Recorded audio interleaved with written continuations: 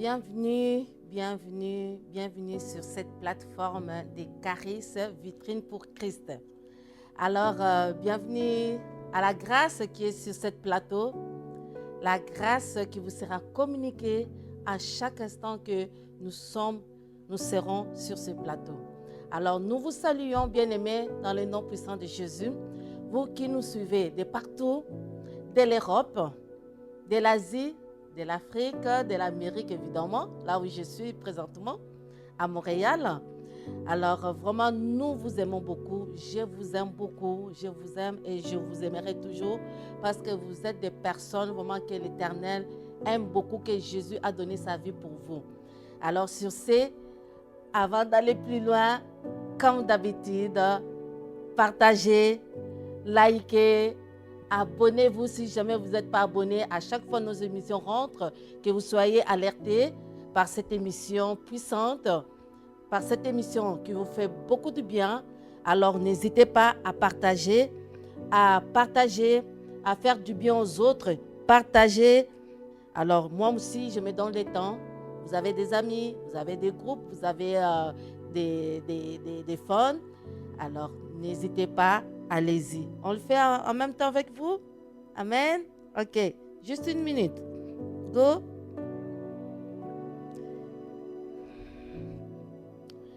Ok. Groupe. Je fais pareil que vous aussi. Prenez le temps. Partagez. L'évangile, c'est une bonne nouvelle. L'évangile donne la paix. L'évangile transforme les vies. Alors, je suis dans la joie d'être parmi vous. C'est midi. Ici, Fest Grâce, Suzy Ndelo. Nous avons eu une très belle semaine. Le mois commençait le mois de juin.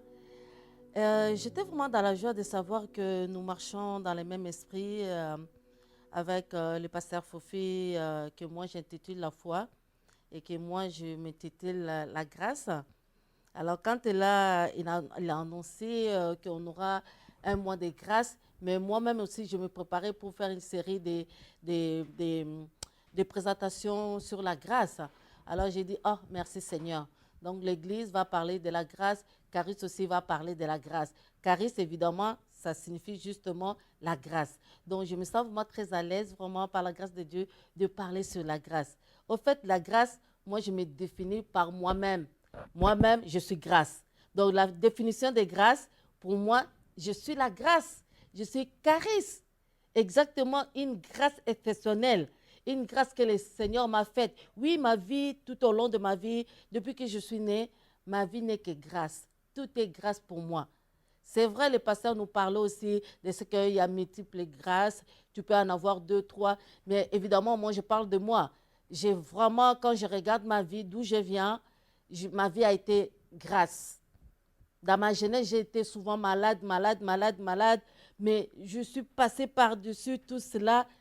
C'est comme si le Seigneur m'attendait quelque part, bien que dans la jeunesse, je ne le connaissais pas vraiment comme il faut, mais la grâce de Dieu était sur moi.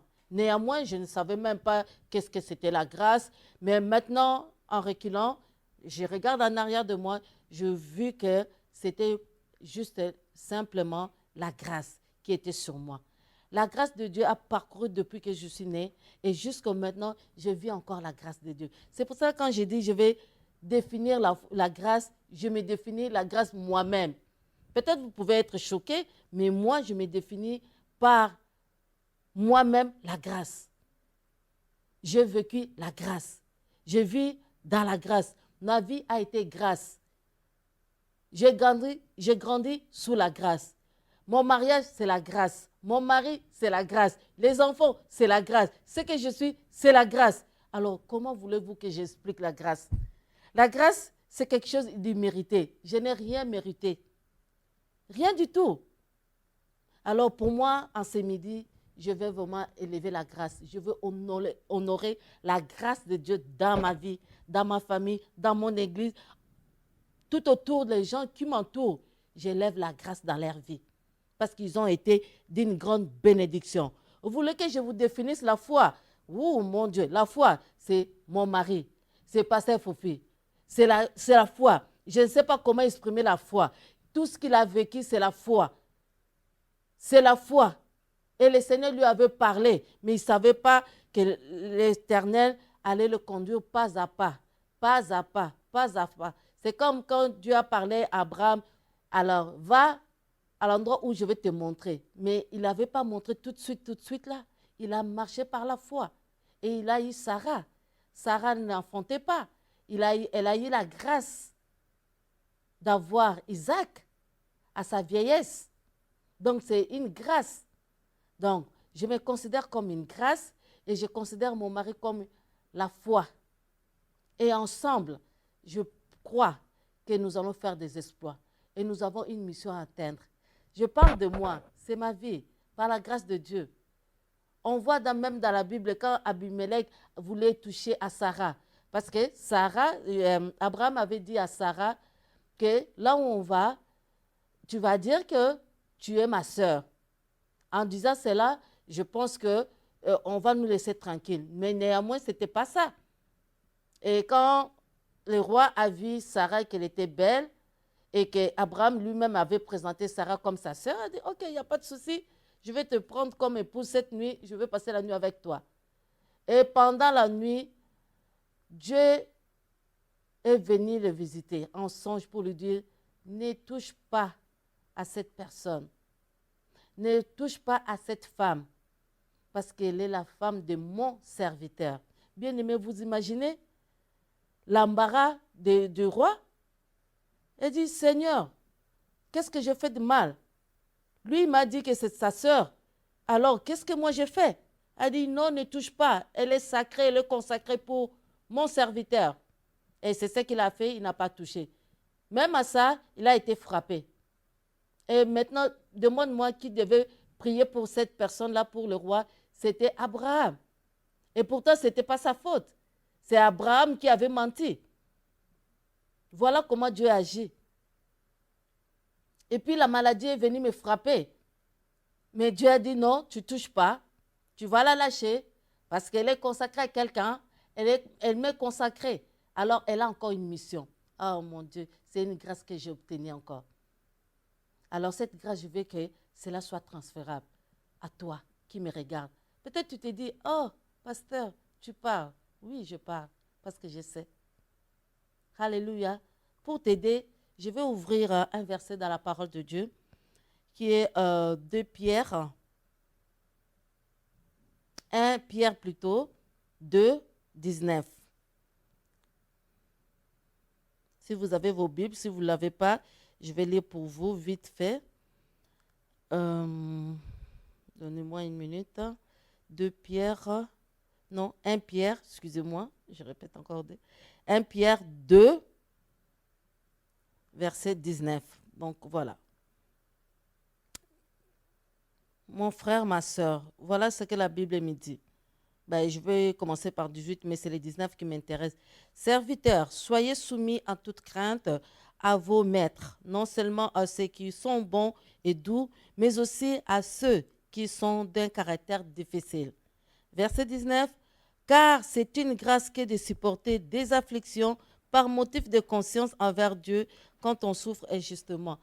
Et c'est une grâce. Pour moi, c'est une grâce. C'est vraiment une grâce de souffrir d'une maladie qui était pour moi inconnue. Mais j'en ai souffert. Peut-être tu vas te dire, ah bon, pasteur, avec tout ce que j'ai, ce Dieu-là est vivant. Je pense que je n'ai plus envie parce que si ce Dieu-là était vivant, il aurait pu me protéger. Oui, certes, il aurait pu te protéger. Mais la Bible me dit c'est une grâce. Pour moi, c'était une grâce de passer par cette maladie, de la supporter, de la traverser, pas seul, mais avec lui. C'est pour ça que c'est une grâce. Bien que c'est injustement, mais c'est une grâce. Et pour moi, c'est une façon, c'était pour moi de comprendre que Dieu veut que nous soyons pour lui un modèle. La Bible dit aussi qu'il veut que nous soyons transformés. Moi, je l'explique à ce que j'ai compris, à ma manière. Tu peux me contredire, certes, mais pour moi, c'est comme ça. Ma vie a été taillée. Mais je ne dirais pas que pour être taillé, il faut passer par la maladie. Mais peut-être dans mon cas, c'était que je sois plus immondée. Même quand on regarde des arbres, pour que ça pousse bien, il faut les tailler, il faut l'émonder pour que ça puisse prendre la forme. Et moi, c'est une grâce aussi de supporter cette affliction, d'être taillé. Pour être taillé, c'est difficile, ça fait mal. Même l'arbre, il faut prendre une machette pour aller couper, pour que l'arbre soit propre, soit bien et que ça soit admirable. Et pour moi, je trouve que j'ai été taillée, bien que c'était difficile, j'ai été immondée, je suis passée par le feu de la maladie, je suis passée par le feu de la maladie, j'ai été malléable entre les mains de Dieu aussi, et que j'ai accepté d'être taillée pour que le Seigneur puisse sortir un produit fini, un bon produit pour que ce produit soit admirable. Et quand tu me regardes, si vraiment dans ton cœur, tu ne dis pas que c'est la main de Dieu, je ne sais pas quel cœur tu as. Parce que sincèrement, la main de Dieu était sur moi. Veux ou veux pas, la main de Dieu était sur ma vie. Vous savez, lorsque les médecins disent qu'ils ne peuvent rien faire, nous tous, nous allons à l'hôpital. Ou soit à la maison, tu ne te sens pas bien, tu te prends un Tylenol, tu te prends un produit pour que tu te sentes bien. Parce que tu crois en ces médicaments que ça va te faire du bien. Tu ne te sens pas bien, on va t'opérer parce que tu sais que tu seras sur la table d'opération. Dès que l'opération va finir, tu vas te sentir bien. N'est-ce pas? Mais lorsque, là où nous mettons l'espoir, et que l'espoir, et que ces personnes-là disent qu'ils ne peuvent plus rien faire, c'est la science bien-aimée. C'est Dieu qui a donné l'intelligence à ces personnes-là. Mais ils arrivent à un moment, ils se disent non, on ne peut plus rien faire. Si vous êtes chrétien, priez. Si vous avez un Dieu, priez. Vous pensez quoi? Alléluia. Et si on vous le répète tout le temps que c'est fini, on vous rassure, on ne vous donne pas l'espoir, on ne vous dit rien, bien aimé, il faut penser 2 fois. Il faut penser 2 fois. C'est pour ça que moi, je viens avec un cœur. Pour une raison X ou Y, tu es passé par des moments difficiles. Tu t'es dit, moi, les histoires de Dieu, là, oublie-moi. Non. C'est une grâce de supporter les afflictions. Même si c'est injuste. Même Joseph a été en prison, injustement. Mais la grâce de Dieu était sur lui. Bien-aimé. C'est juste pour vous dire que des fois, il y a des choses qui nous arrivent dans la vie. La Bible dit, vous aurez des tribulations, mais tenez ferme quand j'ai vécu le monde. Et c'est ce que nous traversons pour le moment. Tenez ferme, ne lâchez pas. Dieu ne nous a pas laissés. Si nous, en tant que mères, nous n'abandonnons pas nos enfants que nous avons allaités, à combien plus forte raison Dieu qui a donné son Fils Jésus-Christ va nous délaisser. Non, je ne crois pas à cet évangile. Je ne le crois pas. Et après avoir traversé cette épreuve, bien-aimé, vous ne pouvez pas imaginer mon amour encore vers Dieu. Non, non, c'est une grâce pour moi. Je me réveille le matin, je marche, c'est une grâce, bien-aimé. Il y a d'autres choses où on parlera en long, en large. Mais là, maintenant, je prends seulement un extrait pour vous dire que même dans l'affliction, il y a une grâce. Il y a une grâce. Et quand je regardais pour regarder l'affliction, c'est une tristesse profonde. C'est une détresse. C'est un chagrin, une souffrance, à tel point que tu te dis, qui peut m'aider, qui peut me tirer de cette souffrance?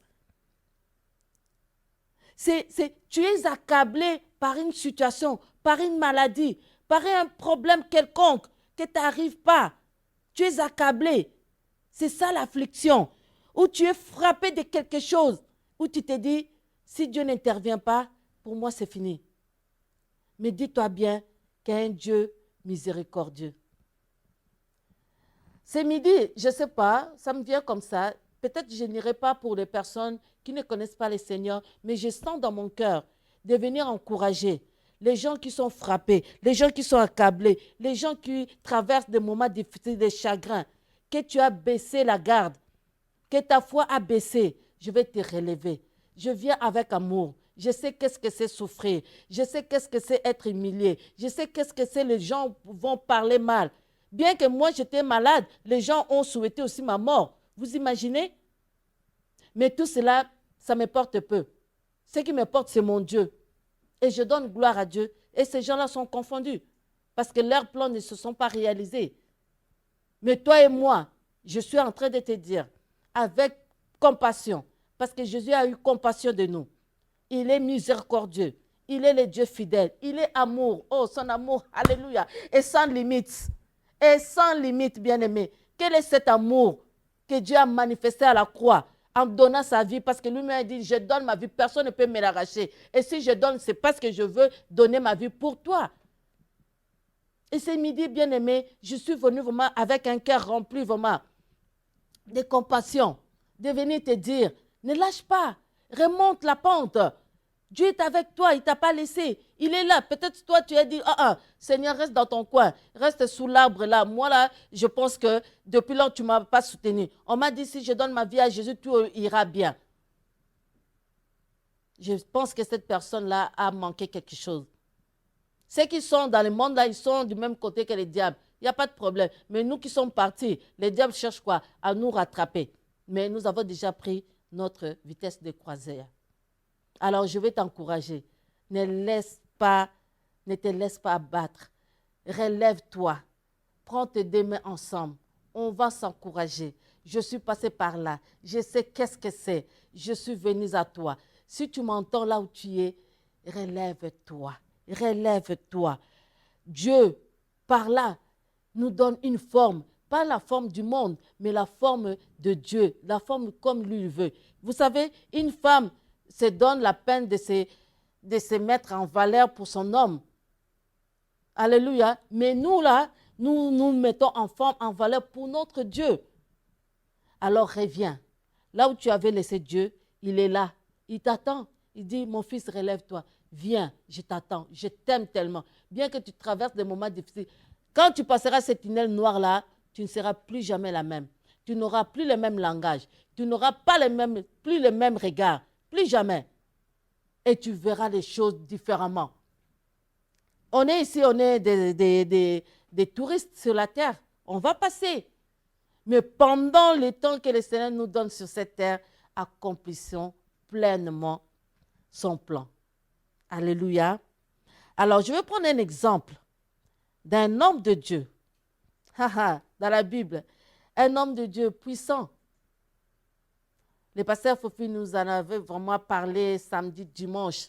Cet homme-là, c'est Paul. Il n'était pas parmi les 12 apôtres. Il n'était pas parmi les 12 apôtres de l'agneau. Mais lui, il s'est avéré que Dieu l'a croisé personnellement. Bien aimé, les gens peuvent dire, ceci, c'est là. Mais moi, j'ai croisé Dieu personnellement. Et ce que je dis, tu peux ne pas le croire. C'est ton problème. Mais moi, je sais ce que je sais. Ce que je sais, que Dieu est fidèle.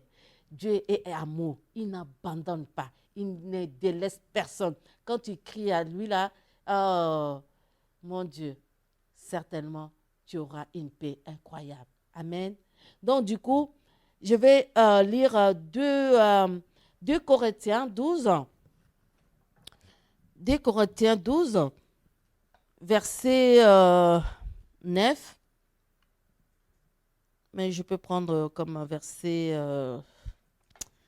peut-être verset 7. C'est le verset 9 qui m'intéresse. Cependant, afin que je ne sois pas enflé d'orgueil, pour avoir reçu des révélations si extraordinaires, une dure souffrance m'a été infligée dans mon corps comme un messager de Satan destiné à me frapper et à m'empêcher d'être enflé d'orgueil. Peu importe. Mais lui, il dit, comme Satan m'a frappé, souffleté.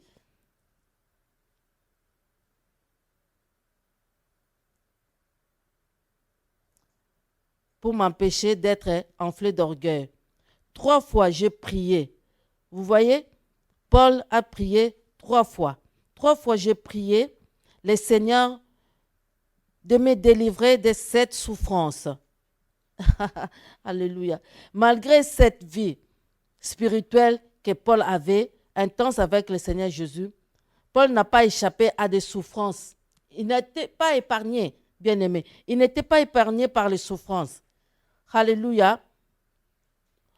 Même à ça, pour lui, cette épreuve lui rappelle en permanence qu'il ne peut compter que sur la grâce et sur la puissance de Dieu. C'est ça qui m'intéresse. Le verset vraiment 9, il dit, ça c'est le Seigneur qui lui a répondu. Ma grâce te suffit. Ma puissance se manifeste précisément quand tu es faible. Je préfère donc bien plutôt m'éventer de mes faiblesses afin que la puissance de Christ étende sa protection sur moi. Alléluia. Ma grâce te suffit.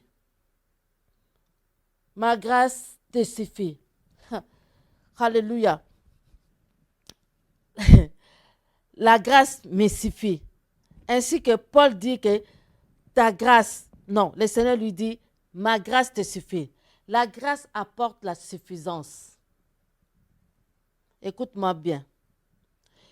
Paul pensait qu'il était insuffisant avec les chats qu'il avait. Des fois, comme j'ai dit ça plus tôt, on pense que si on est malade, oh, le Seigneur m'a oublié, le Seigneur m'a frappé. Non, bien-aimé, le Seigneur n'oublie personne. Et il était quand même rassuré que le Seigneur lui dise que ma grâce te suffit. Mais nous-mêmes, des fois, nous pensons que je ne suis pas suffisant. Les chats dans le corps, la maladie dans mon corps, fait partie aussi de la grâce. Je dis quelque chose qui est grave là. Alléluia. Alléluia. C'est une grâce de supporter l'affliction. Et Dieu dit à Paul, ma grâce te suffit. Mais les chats étaient encore là. Mais Dieu dit, ma grâce te suffit. Par-dessus tout ce que tu es en train de traverser, je reviens. Par-dessus de tout ce que tu es en train de traverser, j'appelle bien traverser. Donc, traverser, ça ne veut pas dire que tu vas demeurer là. Donc, tu es en train de traverser pour aller de l'autre côté. Et quand tu es en train de traverser, c'est à ce moment-là où d'autres personnes échouent et pensent que, bon, là maintenant, comme je traverse des moments difficiles, personne ne vient à mon aide, Dieu ne s'occupe même pas de moi. Non, non, non. Il y a la grâce dans l'affliction. Il y a la grâce dans l'affliction, bien-aimé. Je vous dis quelque chose que moi-même j'ai expérimenté. La grâce de Dieu va t'accompagner, même dans les moments difficiles, dans les bons moments comme dans les moments difficiles. La grâce de Dieu ne va pas changer parce que tu traverses des moments difficiles et la grâce de Dieu va se retourner contre toi. Jésus est suffisant. Pasteur Fauvi nous disait quelque temps avant que la grâce en soi, c'est Jésus. Et quand tu as Jésus, il est suffisamment en toi et il te garantit la grâce toujours dans ta vie. La grâce va te positionner. Et je sais que même si tu traverses des moments difficiles, sans la grâce, c'est tellement difficile. Ça sera vraiment une perte ou une destruction parce que la grâce n'est pas sur toi. Mais laisse-moi te dire, mon bien-aimé, laisse-moi te rassurer que la grâce de Dieu dans l'affliction, c'est vraiment Dieu lui-même qui te tient la main. Vous aurez des tribulations. Je répète encore ces versets, car c'était un verset vraiment pour moi qui m'a soutenu pendant tout ce temps. Mais l'Éternel la délivre toujours. Et je crois que la grâce qu'il a faite dans ma vie, cette grâce sera aussi sur toi. Merci Seigneur. Le psaume 84, verset 11. Vaut mieux un jour dans tes parvis que 1000 ailleurs. Je préfère me tenir sur les seuils de la maison de mon Dieu plutôt que d'habiter sous les tentes de la méchanceté. Car l'Éternel, Dieu, est un soleil et un bouclier. Vous entendez? L'Éternel Dieu est un soleil et un bouclier qui s'élève sur tout le monde. Mais l'Éternel donne la gloire et la grâce. L'Éternel donne la grâce et la gloire. Les versets, la phrase qui suit, c'est « Il ne refuse aucun bien à ceux qui marchent dans l'intégrité. » Bien-aimé, la grâce marche avec l'intégrité. On ne peut pas faire n'importe quoi pour s'entendre à une grâce divine. Non, l'intégrité vraiment compte beaucoup par rapport à la grâce. Tu veux une grâce divine? Oui, peut-être tu as la grâce, mais l'Éternel dit, il ne refuse aucun bien à ceux qui marchent dans l'intégrité. Vraiment, pour te rassurer, tu as l'intégrité, tu marches dans l'intégrité si tu veux. La grâce, la gloire plutôt, et la grâce va t'accompagner. Ça, c'est sûr. Ça, c'est sûr et certain. Même s'il y a des moments compliqués, mais sache que la main de Dieu est sur toi. La grâce de Dieu est sur toi. Sans aucun doute, il est là. Parce que la Bible dit, Dieu dit à Moïse, je fais grâce à qui je veux et je fais miséricorde à qui je fais miséricorde. Ça, c'est Dieu qui le dit. Donc, chaque personne est née avec une grâce particulière et cette grâce-là, personne ne peut l'enlever. Si tu marches dans l'intégrité, sache que la grâce de Dieu, sûre et certaine, est sur toi. Et il ne refuse d'aucun bien à ceux qui marchent dans l'intégrité. La grâce et la gloire t'accompagnent. Je prie en ce temps de midi, en ce temps où, par exemple, tu es là, tu te dis, oh, moi je ne vois pas la grâce de Dieu, je ne vois pas ma guérison. Non, il ne faut pas penser dans ce sens-là. La guérison est même dans la grâce est même dans l'affliction. Et moi, je crois que ce que je vais déclarer ce midi va t'accompagner, sûr et certain. Amen. Même dans 1 Timothée 1,14, la grâce de notre Seigneur a surabondé. Bien-aimé, la grâce de Dieu surabonde toujours. La Bible dit là où le péché a abondé, la grâce de Dieu a surabondé. La grâce de Dieu est toujours au-dessus de toutes les choses. Mais la grâce ne te permet pas de faire n'importe quoi. Mais la grâce est là pour toi. Bien-aimé, dans le prochain épisode, je serai là pour vous expliquer les points sur des grâces. Ça, ce n'est qu'une première émission pour moi sur la grâce, pour vous démontrer ce que j'ai vécu et comment est-ce que la grâce de Dieu a été manifeste dans ma vie. Alors, je crois que dans ce temps, dans cette émission, sur cette plateforme, je sais que Dieu nous fait grâce. Raison pour laquelle nous avons intitulé cette plateforme Charis, vitrine pour Christ. Qu'est-ce que je peux te dire pour finir? Que cette vitrine de grâce, cette vitrine Charis, c'est une vitrine qui attire les âmes. Nous avons une grâce pour attirer les âmes à Christ. C'est vrai, il peut y avoir des situations compliquées, mais le Seigneur t'attend. Il a donné sa vie pour toi. Il veut aucune de nous périsse, aucune personne ne périsse, mais chaque personne puisse avoir la vie éternelle. Pas seulement la vie éternelle, mais la vie sauve, la vie en abondance. C'est ça son désir. Il te veut toi. C'est pour cela, à chaque fois, à chaque émission, je parlerai de l'amour de Dieu. Je parlerai de l'appel de Dieu. Je parlerai de comment est-ce que Dieu t'aime. Au-delà de ce que tu peux penser. Dieu t'aime. Ne te dis pas, oh, j'ai péché, j'ai fait ci, j'ai tué. Non, Dieu, il n'y a pas de problème pour ça. Justement, il est là pour ça. Il suffit que tu reviennes vers lui, tu dis que, Seigneur, pardonne-moi. Il va te pardonner. Aucun doute. Ce n'est pas un homme qui sera à la porte du ciel. C'est Jésus lui-même. Si c'était moi, je peux me dire, ah bon, Toi, sur la terre, tu m'avais fait ça. Maintenant que tu arrives ici, je ne te fais pas rentrer. Non, non, non. Ça, c'est l'amour de Dieu, la bonté de l'Éternel. C'est merveilleux. C'est merveilleux. Même si sur la croix, nous l'avons rejeté, nous avons craché sur lui, nous l'avons insulté. Mais il a dit, Père, pardonne-leur parce qu'ils ne savent pas ce qu'ils font. Ah, quel amour. Quel amour.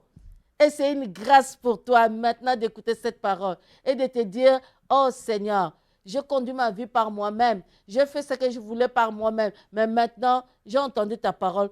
Mais voici, prends-moi, embrase-moi par ton feu, brise-moi, guide mes pas, prends-moi. Oh mon ami, certainement, le Seigneur ne va pas te laisser tomber. Il va te tenir la main. Chaque jour de ta vie, il va marcher avec toi. Il sera avec toi à tout moment. Même s'il y a le feu, mais le feu ne t'embrasera point. Même si tu plonges dans l'eau, tu te submerges. Il a dit, tu ne submergeras point parce que moi, l'Éternel, je suis avec toi. Je suis ton papa. Arrêtons de généraliser comme si un père, je ne sais pas, trop lointain, ou il a beaucoup d'enfants, est-ce qu'il me connaît? Non, non, non. Prends-le personnellement. C'est mon papa. Mon papa, c'est mon papa, c'est ton papa. Il t'aime beaucoup. Il t'attend. Je me rappelle de l'histoire des fils prodigues. J'en parlerai à l'épisode suivant. Son fils était parti, mais quand il est revenu, il a même oublié celui qui était à la maison.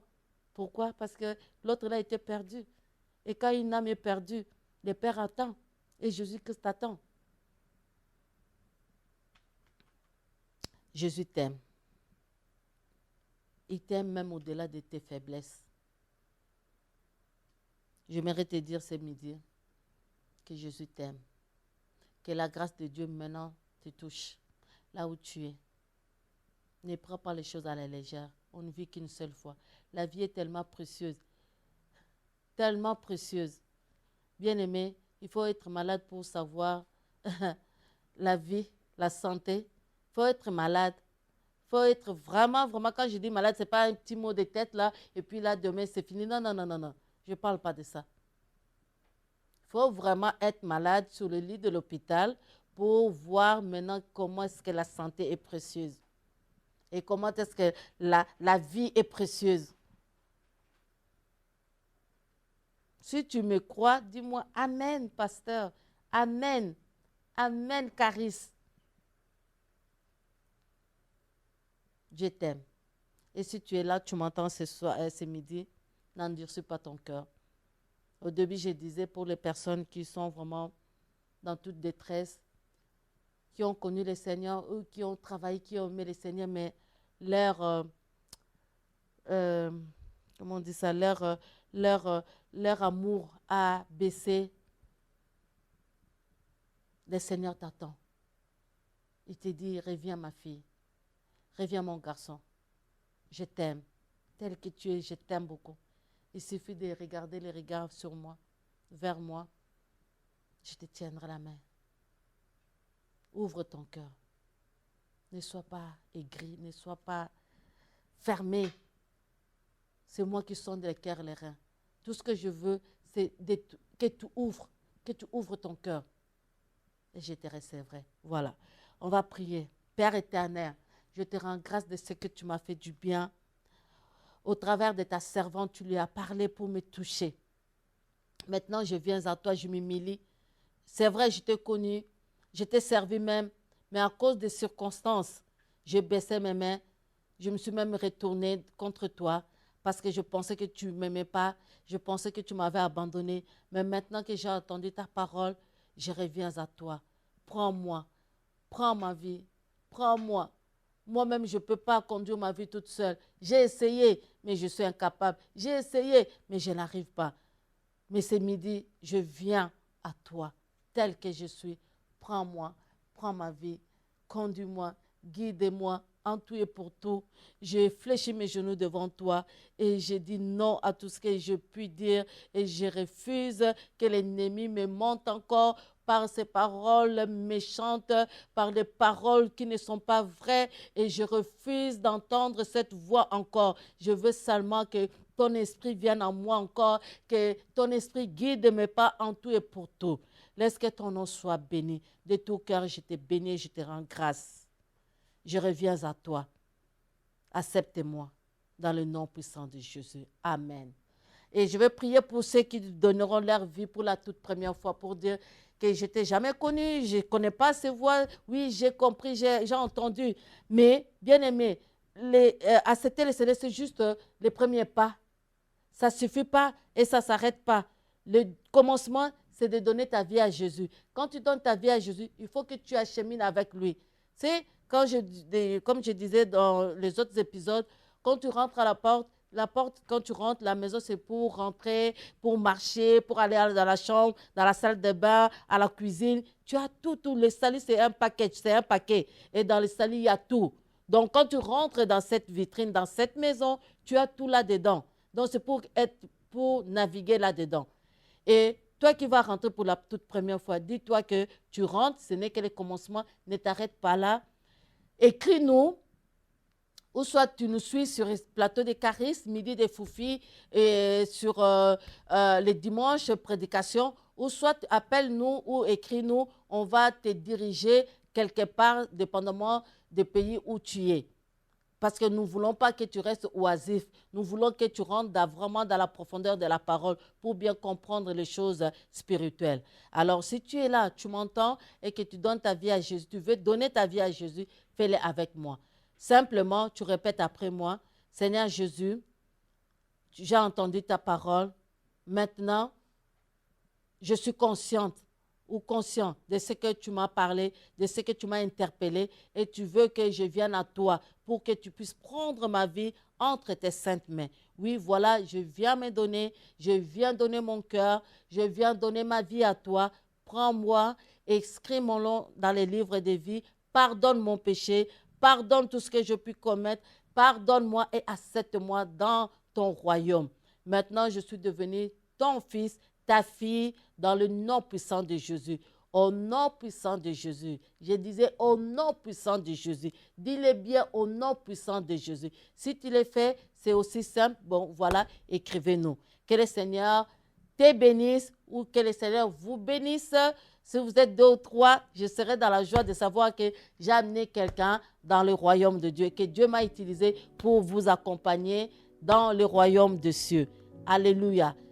Alors, je vais prier rapidement pour ceux qui sont malades, pour tout problème, pour toute situation, toute maladie qui dure et qui ne veut pas lâcher, mais ce midi, nous l'ordonnons par le nom puissant de Jésus. C'est le nom qui nous a été donné. C'est le nom de Yeshua Mashiach. En disant son nom, à la mention de son nom, tout genou fléchit, toute maladie doit fléchir dans le nom puissant de Jésus. Au son de ma voix, toi maladie, maladie incurable, maladie héréditaire, maladie, toutes sortes de maladies, je t'ordonne de lâcher dans le nom puissant de Jésus. Et je vous déclare libre, je vous déclare guéri par les maîtressures de Jésus. La Bible dit, il envoya sa parole et sa parole guérit. Et maintenant que tu as entendu la parole de Dieu, qui guérit toute maladie, sans exception, dans le nom de Jésus, que toute maladie fléchisse et te lâche. Maintenant que le sang de Jésus te couvre, là où tu es, de la tête jusqu'aux pieds. Laisse que le Saint-Esprit soit ton associé, que le Saint-Esprit soit ton partage, dans le nom puissant de Jésus. Et que la grâce divine, la grâce de la guérison, touche ton corps, touche ton système, de la tête jusqu'aux pieds. Reçois la guérison divine dans le nom puissant de Jésus que j'ai ainsi prié. Amen. Amen. On peut acclamer le Seigneur. Voilà, je vais m'arrêter ici. C'était Suzy Ndelo, Fest Grâce. Alors, prochainement, je sais que je serai avec vous. Je vais continuer sur la grâce divine, la grâce de Dieu. C'est formidable ce sujet et je pense que tu ne seras plus jamais la même si tu découvres quelle est la grâce que le Seigneur t'a faite et puis tu vas nager là-dedans et tu sauras que, ouf, quel est si Dieu merveilleux nous servons. Alors, je vous aime beaucoup et à la prochaine émission. Que le Seigneur vous bénisse.